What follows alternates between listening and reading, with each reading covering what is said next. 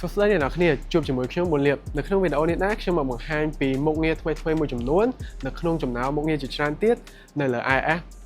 26នៅលើទូរស័ព្ទដៃ iPhone មុខងារទាំងនោះមានដូចជា gesture និង layout នៅលើ Safari callback reminder នៅពេលដែលយើង miss call នរណាម្នាក់និង visual intelligence នៅក្នុង full screenshot setting តោះកុំឲ្យខាត់ពេលយូរយើងទៅមើលរបៀបប្រើប្រាស់ទាំងអស់គ្នាដំបូងយើងមកមើលមុខងារ gesture និង layout នៅក្នុង Safari ដែលយើងគ្រាន់តែចូល setting ហើយបន្ទាប់មកយើងធ្វើការ search រក Safari យើង scroll ចុះក្រោមនៅយើងឃើញ tab ដែលមាន3 option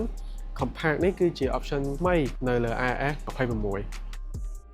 ដើម្បីចូលទៅ Safari យើងនឹងឃើញ layout របស់វាដូចបែបនេះ URL គឺនៅខាងក្រោមដែលយើងអាច switch បានដែលយើងគ្រាន់តែសង្កត់លើ URL ហើយអស់មកខាងឆ្វេង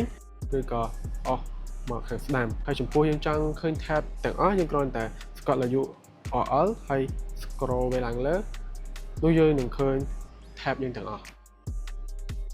ហើយចំពោះ tab bottom នេះវិញក៏វាដូចទៅនឹង tab ពីមុនដែរតែយើងគ្រាន់តែចុចចូលទៅលើ button ហ្នឹងហើយចូលទៅមើល Safari យើងវិញនោះយើងនឹងឃើញថា URL យើងហ្នឹងមាន option ឲ្យរើសនៅខាងក្រោមវាអាចจะរើសទៅមើល tab ទាំងអស់ឬក៏អាច back ឬក៏ forward នៅក្នុង website ណាមួយហើយក៏មានកន្លែងឲ្យយើង share ហើយនឹង history ផងដែរហើយចំពោះ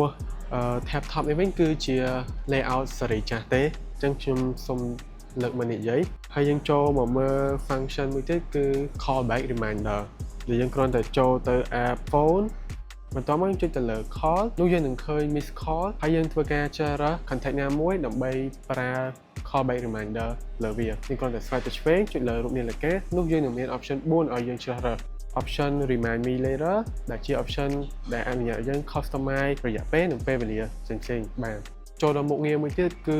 visual intelligence ដែលយើងធ្វើការ screenshot ហើយយើងសួរទៅ ChatGPT យើង screenshot មកបន្ទាប់មកយើងនឹងឃើញកន្លែងនេះគេថា